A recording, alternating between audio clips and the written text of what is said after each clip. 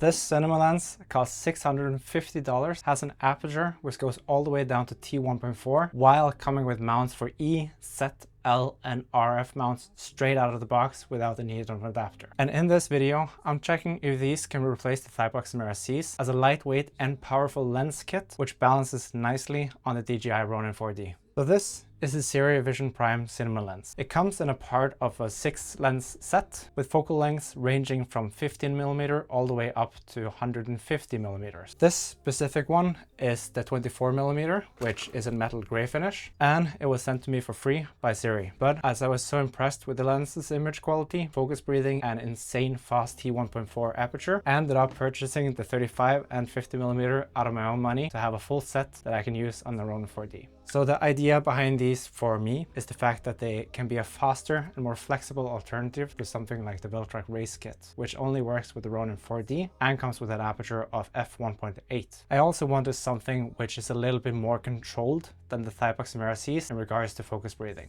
And being T1.4 with great image quality, coming with E, RF, L, and Z mount out of the box, they also have a place in my kit for the Nikon Z and whichever camera system I'm moving to later in my career. So all the way back in February of 2025, I actually pledged $1,600 for the full set of 3 lenses on Kickstarter when they first were announced. The size, the weight, and different mounts, and of course the competitive pricing made them a no-brainer for me back then. But just 6 days later, my financial situation changed and I sadly needed to cancel my pledge. So I previously tested the Thypoch Simera C kit against the massive Tokina Vista Vision Primes, which both comes in a T1.5 aperture and vastly different sizes and of course prices. It's therefore only fair that I'll also compare the Sirui Vision Prime to the Tokina, as I have both the 25mm, which is comparable to the 24, and the 50mm in both of the sets. Now, it goes without saying that the Tokina clearly doesn't work with the Ronin 4D, as the weight is about 2.19 kilograms, or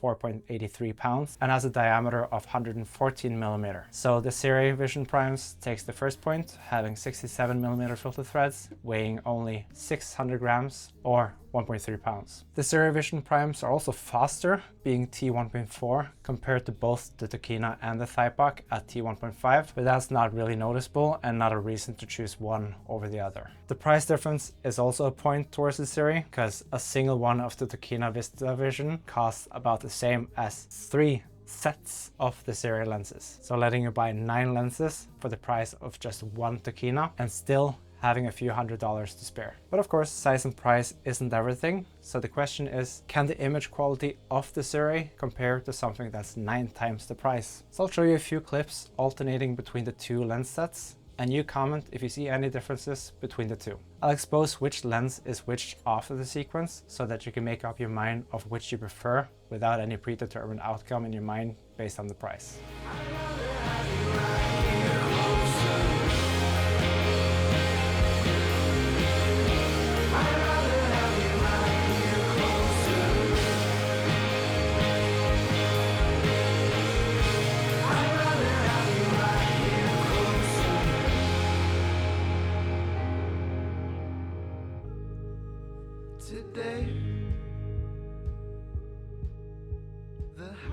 So after seeing this, which one do you prefer? The Tokina Vista Vision Primes is about 600 Kelvin warmer than the Sirui, so I had to change the white balance in post. This is something I also experienced with testing the Thypochs against the Tokina, where I had to change the color temperature of the Tokina to about 700 Kelvin cooler than the Thypochs. Of course, thanks to the R3D RAW codec of the Nikon Z, this is no issue to fix in post, but it's a thing to keep in mind if you're trying to mix the Tokina Vista Primes with any other lenses. So the lens, which was marked A, is one of the Sirui lenses, and B is the Tokina of similar focal lengths. So one of my favorite lenses is the Tamron 35-150, or Samyang if you're on L-mount. I have another shot here where I also threw in the Tamron 35-150 for comparison, putting all of the lenses to f2.8 or t2.8. And honestly, I don't really see too much of a difference, where the cheaper lenses really do pull their weight, but this lens obviously doesn't go as bright as the other 2 lenses. As for chromatic aberration, I shot a book at a contrasty environment and put all of the lenses to their widest apertures, and I didn't really notice any chromatic aberration whatsoever on the 24mm. On the 35mm, the chromatic aberration is a bit more present, as you can see some purple in the text, which is closest to the focus plane. It's still a very controlled lens, and it's not bad enough for me to not use this lens in any professional use cases whatsoever. And on the 50mm, I again didn't notice any chromatic aberration whatsoever from my limited testing, so I'd say this is a very controlled set of lenses. As for flaring, this is of course something that's very subjective, but I personally like the flares that I managed to get out of these lenses. It creates some nice circles without the big rainbow colored flares, and you can see some of the reflection hitting the opposite side of the frame.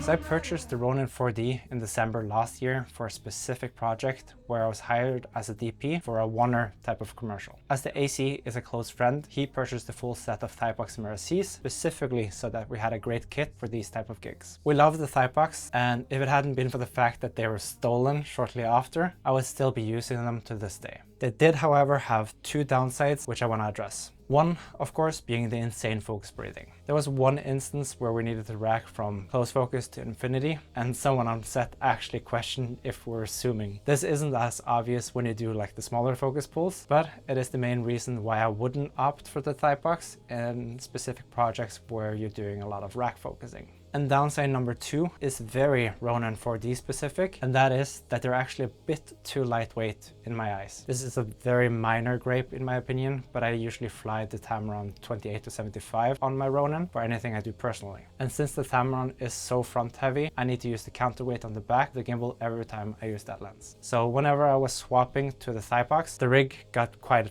back heavy and you kind of need to remove the counterweight. This is of course a bit tedious as it requires to remove some screws, but luckily it's not an issue with the Sirui, and the counterweight is no longer leaving my camera for any types of shoots that I'm doing. The Sirui Vision Primes has both the focus rings and the aperture rings in the same exact position on all of the lenses, so they can be quickly swapped without needing to change the placement of the follow focus system. The weight of the lenses all range between 589 to 620 grams, so a 21 grams difference, not counting the 150mm, which is 730 grams. This makes it so that it requires minimal rebalancing on the Ronin 4D or on an handheld gimbal. If I were to compare that to the Thypochs range, which is from 353 grams to 472 grams, the Sirui Vision Primes should be easier to rebalance when changing lenses. So all of this makes the Sirui Vision Primes perfect for the Ronin 4D, but they also have another ace up their sleeves, which is actually the interchangeable mirrorless mounts. You see, I usually leave the E mount on the Ronin 4D as I love using the Tamron 28-75 as mentioned, as well as the Laowa 12mm, which I both have an E mount, and those works wonders with the Ronin. I also own the M mount for the Ronin, the PL mount, and